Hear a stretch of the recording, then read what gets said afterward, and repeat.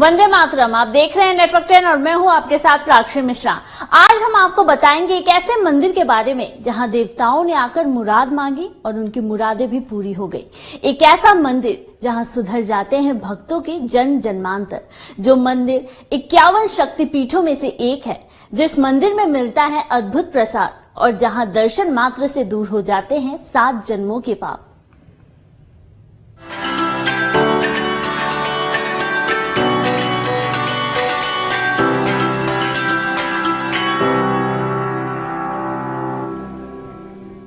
सुरकंडा देवी हिंदुओं का प्राचीन मंदिर है। यह मंदिर देवी दुर्गा को समर्पित है, जो 9 देवी के रूप में से एक है। सुरकंडा देवी मंदिर 51 शक्तिपीठों में से एक है, लेकिन सभी शक्तिपीठों में से देवी सुरकंडा का महत्व सबसे अलग है। मान्यता है कि देवी सुरकंडा सभी दुखों और कष्टों को हल लेती हैं। देवी के दर्शन से हर तरह की मनोकामनाएं पूर्ण होती है। देखिए ये खास रिपोर्ट। सुरकंडा देवी मंदिर के भव्य दर्शन। वर्तमान ही नहीं, सुधर जाता है जन्म जन्मांतर।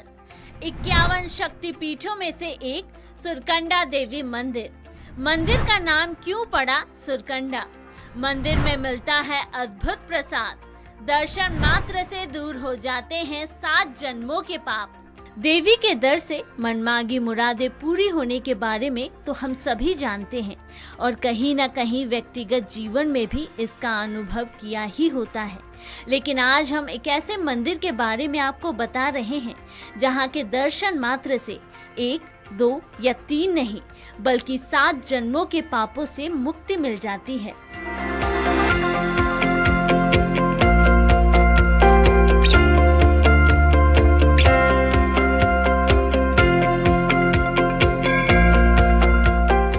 अगर आपके जीवन में कोई दुख है या आपका मन अशांत है, तो आप इस मंदिर के दर्शन कर लीजिए। मान्यता है कि मां की कृपा से वर्तमान ही नहीं, बल्कि भूतकाल और पिछले जन्मों के सारे पाप भी माफ हो जाते हैं। देवी के दर में मांगी गई मुरादें पूरी होने के बारे में हम सभी जानते हैं और कहीं न कहीं व्यक्तिगत जीवन में इसका अनुभव हमने सभी ने किया है। लेकिन आज हम ऐसे मंदिर की यात्रा कर रहे हैं जहां के दर्शन मात्र से ही 1 या 2 नहीं, बल्कि 7 जन्मों के पापों से मुक्ति मिलती है। मान्यता है कि मां की कृपा से वर्तमान ही नहीं संवरता, बल्कि भूतकाल और पिछले जन्मों के सारे पाप माफ हो जाते हैं। तो आइए आज हम आपको मां सुरकंडा की यात्रा पर ले चलते हैं और यह उसका प्रथम पड़ाव है, जहां से कि हम माता सुरकंडा के मंदिर में प्रवेश करेंगे।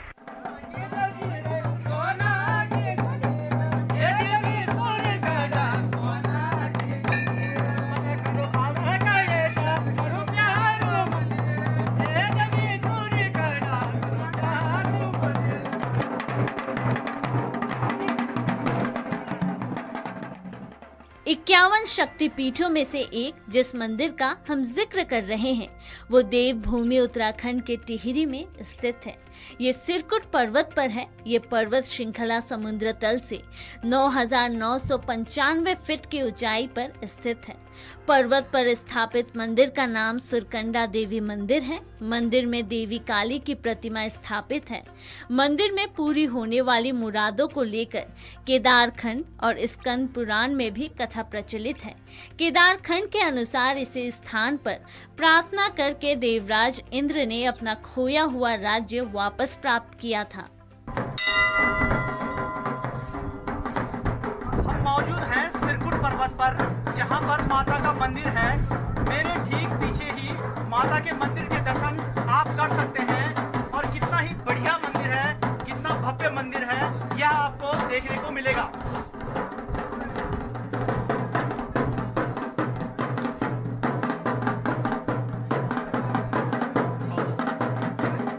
मेरे ठीक इस तरफ भगवान शिव का मंदिर है, जिसमें कि भगवान शिव स्वयं विराजमान हैं। और देखा जाए तो यहाँ पर शिव और पार्वती के साथ साथ भगवान हनुमान जी का मंदिर है।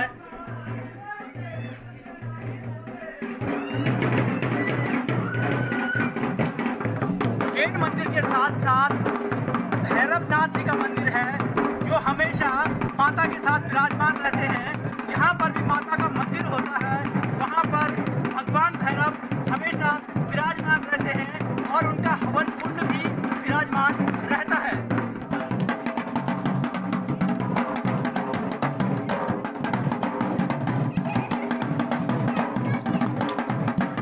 सुरकंडा देवी मंदिर धनौल्टी से लगभग 7 किलोमीटर और चंबा से लगभग 22 किलोमीटर की दूरी पर स्थित है।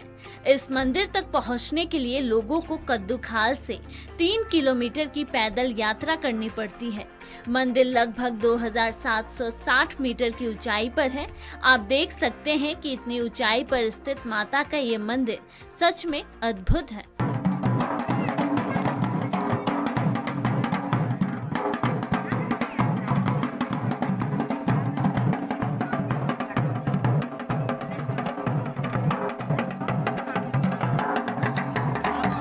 सुरकंडा देवी का यह मंदिर घने जंगलों से घिरा हुआ है और इसी स्थान से उत्तर दिशा में हिमालय का सुंदर दृश्य दिखाई देता है, तो वहीं दक्षिण दिशा से आप देहरादून का सुंदर नजारा भी देख सकते हैं।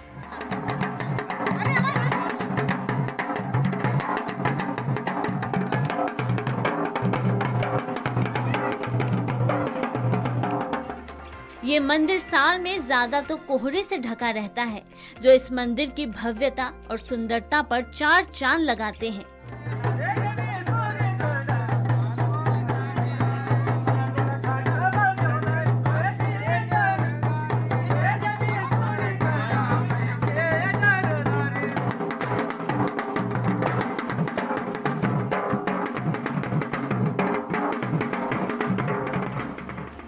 इस मंदिर की स्थापना कब हुई थी, इसका पुख्ता सबूत तो अभी तक नहीं मिल पाया है, लेकिन कहा जाता है कि ये बहुत प्राचीन समय का मंदिर है।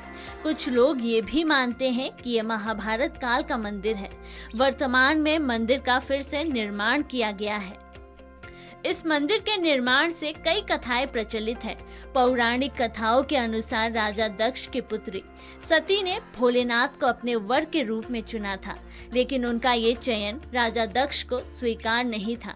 एक बार राजा दक्ष ने एक दैविक यज्ञ का आयोजन किया। इस यज्ञ में सभी को आमंत्रित किया गया, लेकिन शिव जी को निमंत्रण नहीं भेजा गया। भोलेनाथ के लाख समझाने के बावजूद भी देवी सती अपने पिता दक्ष के यज्ञ में शामिल हुई। वहां भगवान शिव का अपमान देख माता सती अत्यंत आहत हुई। फलस्वरूप उन्होंने यज्ञ कुंड में अपने प्राण त्याग दिए। भगवान शिव को जब देवी सती की मृत्यु का समाचार मिला तो वो अत्यंत दुखी और नाराज हो गए और सती माता के पार्थिव शरीर को कंधे पर रख हिमालय की ओर निकल गए। भगवान शिव के गुस्से को और दुख को समाप्त करने के लिए और सृष्टि को भगवान शिव के तांडव से बचाने के लिए भगवान कृष्ण ने अपने सुदर्शन चक्र से शरीर को 51 भागों में विभाजित कर दिया, जिसमें सती का सर इस स्थान पर गिरा था। इसीलिए इस मंदिर को सुरकंडा देवी मंदिर भी कहा जाता है और माता सती के शरीर भाग जिस जिस स्थान पर गिरे थे उन स्थानों को शक्तिपीठ कहा जाता है। सुरकंडा जो हैं, जब राजा दक्ष ने जब शिव के विरुद्ध में एक यज्ञ हरिद्वार में कराया था, तो उसमें जब शिव जी को आमंत्रित नहीं किया गया, तो माता सती ने एक जिद पकड़ ली कि मैं अपने पिता के यहाँ घर पे जाके यज्ञ में सम्मिलित हो जाऊं। पर लेकिन जब शिव जी का वहाँ पे कोई स्थान भी नहीं देखा था, तो माता को थोड़ा सा गुस्सा आने के बावजूद जब राजा दक्ष ने माँ भगवती और शंकर जी का अपमान किया था, तो माँ शक्ति ने उसमें हवन कुंड में छलांग लगा दी थी और जल की भस्म हो गई थी। तो जो आज हरिद्वार में भी दक्ष यज्ञ है, जो ना दक्ष घाट है, वहीं पे माँ भगवती सती हुई थी। और जब भगवान शंकर जी को ये पता चला कि माँ पार्वती सती हो गई है, तो उसके बाद जब शंकर जी उसको अपने गोद में उठा के चारों दिशाओं में भ्रमण करने लगी, तो शंकर जी भगवान नारायण ने अपने सुदर्शन से माँ सती की एक एक अंग को काटा था। जब काट के जब सर गले का भाग काटा गया था, तो जो सर गिरा है वो सुरकंडा में गिरा था और वहां पे माँ भगवती का सर की स्थापना हुई थी। और उसके बाद जो भक्त वहाँ पे जाते हैं तो माँ भगवती उसमें अति प्रसन्न होती है और वहाँ पे मनो इच्छा पूर्ण होती है।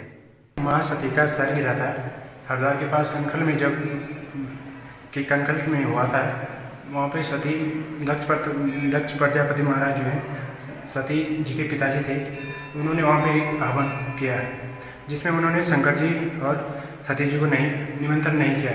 तो वहाँ पे सती जी नाराज होकर यज्ञ में चली गई शंकर जी के मना करने के बाद भी। तो वहाँ पे उन्होंने यज्ञ में अपने प्राण उत्सर्ग कर दिए।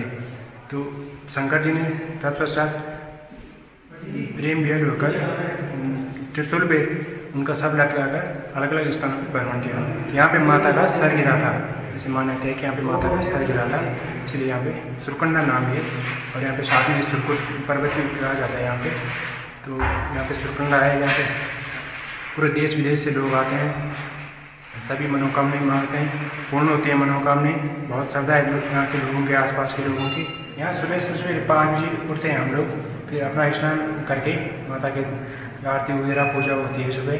फिर उसके बाद आते रहते हैं 12 बजे, फिर माता का हवन होता है यहाँ पे। उसके बाद हम लोग लंच करते हैं, पहले हवन होता है माता का। फिर उसके बाद आधा घंटे बाद मंदिर खुल जाता है। फिर शाम तक यात्री आते रहते हैं, दर्शन करते रहते हैं। फिर रात 8 बजे आरती होती है, फिर उसके बाद कपाट बंद होते हैं। यहाँ रुकेंगे एक छोटे से ब्रेक के लिए, जल्द लौटेंगे। बने रहिए नेटवर्क 10 के साथ।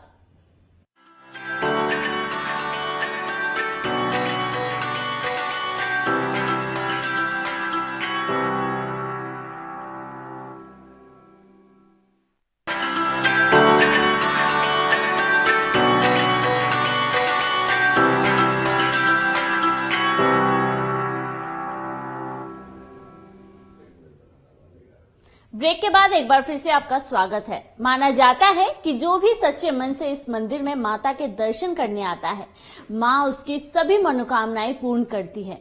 इस मंदिर के दर्शन करने से एक अलग ही किस्म की अनुभूति होती है। मंदिर में आकर अद्भुत शांति और भक्ति का एहसास भी होता है। मान्यता है कि इस मंदिर में एक बार जाने के बाद पिछले 7 जन्मों के सभी पापों से मुक्ति हो सकते हैं। सिद्धपीठ मां सुरकंडा मंदिर के कपाट पूरे वर्ष खुले रहते हैं। देवी के इस दरबार से बद्रीनाथ, केदारनाथ, तुंगनाथ, चौखंबा, गौरी शंकर और नीलकंठ जैसे कई पर्वत श्रृंखलाएं दिखाई देती हैं। मंदिर के पुजारी बताते हैं कि इस मंदिर में जो भी भक्त सच्चे मन से दर्शन करता है, उसके 7 जन्मों के पाप नष्ट हो जाते हैं। उनके अनुसार यूं तो देवी के दर्शन कभी भी किए जा सकते हैं, लेकिन गंगा दशहरा और नवरात्र 2 ऐसे पर्व हैं जब मां के दर्शनों का विशेष महत्व माना गया है। मान्यता है कि देवी के दर्शन मात्र से श्रद्धालुओं के सभी कष्ट दूर हो जाते हैं। यही वजह है कि इस मंदिर के दर्शन करने देश के कोने कोने से श्रद्धालु आते हैं। हम आए दिल्ली से, और वैसे तो आने में टाइम लगता है काफ़ी। दिल्ली से आने के बाद उसके बाद पहले तो हम रुके देहरादून साइड में, देन उसके बाद पता लगा कि ननोल्टी में मंदिर है माता का। तो उसका है कि माता का दर्शन करके जाने, अब इतनी दूर से आए हैं तो माता का दर्शन करके ही जाएंगे। तो फिर आए, माता के दर्शन करें। अब यहाँ से हम गए ऊपर, तो देखो जाने में तो लगता है काफ़ी टाइम, पूरे पैर दर्द हो जाते हैं। लेकिन फिर वो है ना, एक ऊपर जाने के बाद जब पता लगता है एक्चुअली, जब माता से मिलते हैं, हाँ मन को थोड़ी शांति मिली, माता के दर्शन हो गए। जो हम गए थे वो व्यर्थ नहीं गया, कुछ पाया है, आए हैं अच्छे से, एकदम सब पूर्ण रूप से सब बढ़िया हो गया। और मेरे हस्बैंड ने जब यहाँ पे पिछली बार आए थे तो उन्होंने मान्यता मांगी थी कि जब मेरी शादी हो जाएगी तब मैं अपनी बीवी के साथ आऊँगा। और अब हमारी शादी हो चुकी है तो हम यहाँ पर आए थे और बहुत अच्छा लगा यहाँ पर आकर। कहाँ से आए आप? हम दिल्ली से आए हैं और मान्यता पूरी हुई है तो हम यहाँ पर माता के ढोकने आए थे। मैं तो यहाँ पहली बार आ रहा हूँ और मैं भी पूरे 4 धाम यात्रा करके केदारनाथ, बद्रीनाथ, मधुमेश्वर, तुंगनाथ सब जगह घूमने के बाद, और उसके बाद मैं यहाँ से ऋषिकेश गया और ऋषिकेश से आज माँ सुरकंडा के पास यहाँ दर्शन करने आया हूँ। और यहाँ का बड़ा महत्वमय है क्योंकि पूरे उत्तराखंड से लोग यहाँ आते हैं और ये एक सिद्ध पीठ है माँ जगत जननी जगदम्बा माँ सुरकंडा का। हमारे हिमालय में माँ सुरकंडा का बड़ा प्रभाव है और सभी लोग यहाँ भक्ति भाव से आते हैं और पूरे देश विदेश से यहाँ लोग दर्शन करने माता के आते हैं। माता की तो बहुत बड़ी कृपा है। हमारो जो परिवार को भरण पोषण चल दो माता की कृपा से चल दो। हम 20 साल से ही कामों करने गया और ये आजकल लॉकडाउन में तो थोड़ा बहुत काम जितने मैंने नहीं चली काम बहुत कम चली, बहुत लोग नहीं आए, पर अब एक महीने मीटिंग ठीक है चल रही। मंदिर में लड्डू, पेड़ा और मखान मिश्री का प्रसाद तो आपने खूब ग्रहण किया होगा, लेकिन सुरकंडा देवी में अलग ही तरह का प्रसाद मिलता है। यहाँ प्रसाद के रूप में भक्तों को रौंसली की पत्तियां दी जाती हैं। ये औषधीय गुणों से भी भरपूर होती है। मान्यताओं के अनुसार इन पत्तियों को जिस भी स्थान पर रखा जाए वहाँ सुख समृद्धि का वास होता है। स्थानीय निवासी से देव वृक्ष मानते हैं। यही वजह है कि इस वृक्ष के लकड़ियों का प्रयोग पूजा के अलावा किसी अन्य कार्य यानी कि इमारतों या व्यावसायिक स्थलों पर नहीं किया जाता।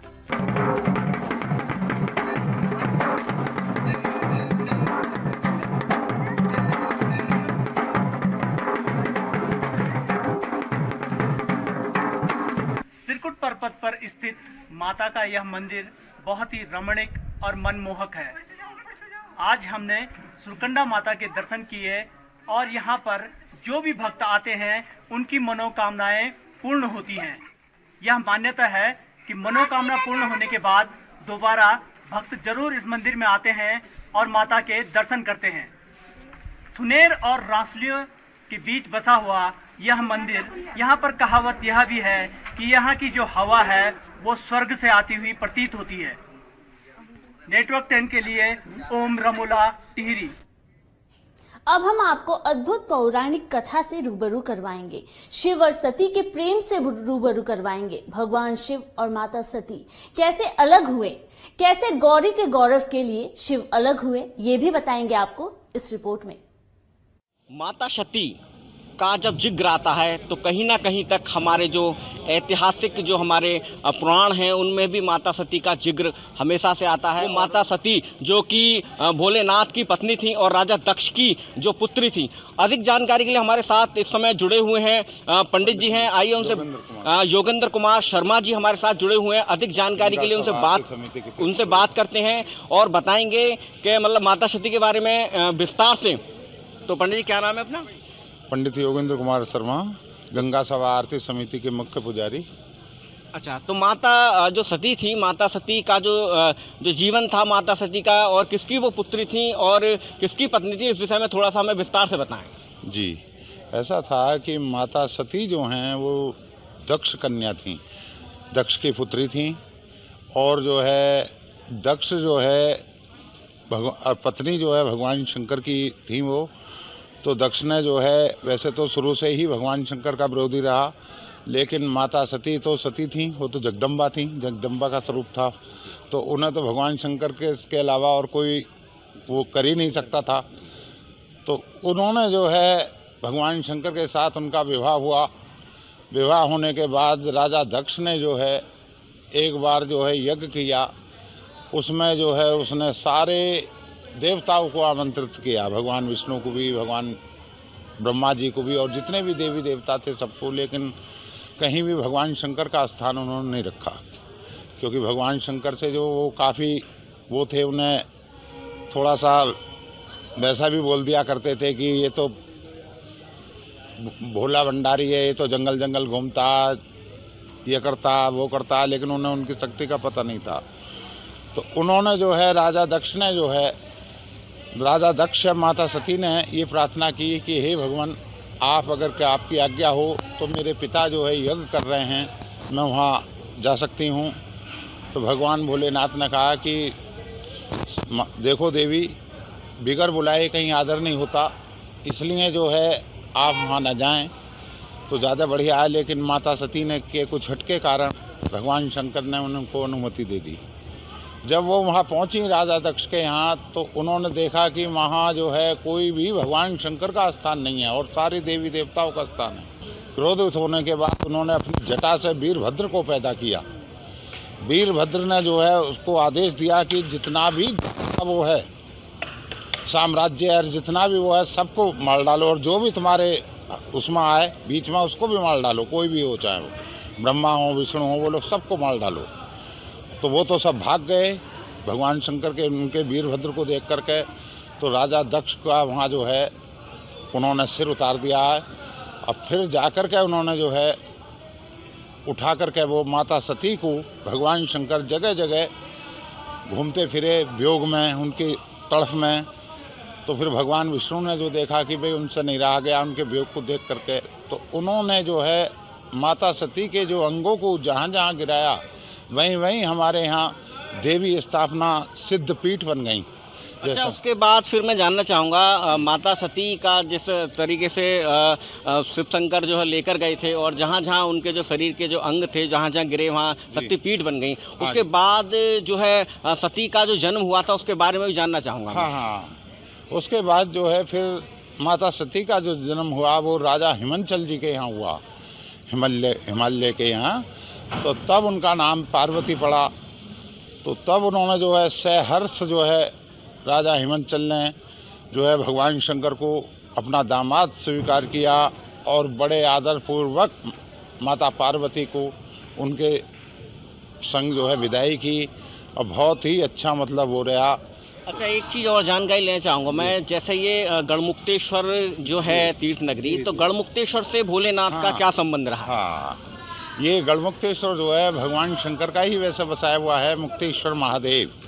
यहाँ गढ़मुक्तेश्वर महादेव में शास्त्रों में वर्णन है कि काशीनाथ मरे मुक्ति मुक्त नाथ मुक्त दर्शनम, काशीनाथ मरे मुक्ति मुक्त नाथ मुक्त दर्शनम, कि जैसे काशी जी में मरने के बाद जो है मोक्ष प्राप्त होती है, ऐसी गढ़मुक्तेश्वर में गंगा स्नान करके भगवान मुक्तेश्वर महादेव के दर्शन करने से ही आदमी मोक्ष का अधिकारी। अच्छा, जैसे कि बोला जाता है पंडित जी, भोलेनाथ के जो गण थे, गणों की भी गण में मुक्तेश्वर मुक्ति हुई थी। तो क्या ये बात कहीं तक क्या है, इसके बारे में बताएं थोड़ा सा। इसमें जो है ये है जी कि भगवान विष्णु के जय और विजय गण थे, तब उन्होंने जो है यहाँ आकर के जब उनके कहीं मोक्ष प्राप्त नहीं हुआ तो यहाँ गढ़मुक्तेश्वर में उनको मोक्ष प्राप्त हुआ है, इसलिए इनका नाम गढ़मुक्तेश्वर नाम पड़ा यहाँ का। जब से जय और विजय थे उनके जो वो थे सेवादार द्वारपाल थे, तो उनको कहीं मोक्ष प्राप्त नहीं हुआ तो यहाँ आकर के ही गढ़मुक्तेश्वर में उनको मोक्ष प्राप्त हुआ है। ये जो जब से ही इसका नाम गढ़मुक्तेश्वर पड़ गया, इससे पहले इसका नाम शिव वल्लभपुरम था, समझे। तो आपने देखा हमारे साथ पंडित जी जुड़े हुए थे और पंडित जी ने जो सती जो थी उनके बारे में भी विस्तार से सारी चीज़ें बताई और उसके बाद कहीं ना कहीं तक जो गढ़मुक्तेश्वर नगरी का जो महादेव के साथ नाता है, जैसे बताया जाता है कि गढ़मुक्तेश्वर में शिव के जो है गणों की मुक्ति हुई थी, तो उसके लिए भी गढ़मुक्तेश्वर जो है एक अपने आप में एक तीर्थ नगरी और एक कहीं ना कहीं तक प्रारब्ध से भी काफ़ी ऐतिहासिक जो है नगरी ये जुड़ी हुई है। कैमरा पर्सन सोनू के साथ राजकुमार शर्मा, नेट हापुड़।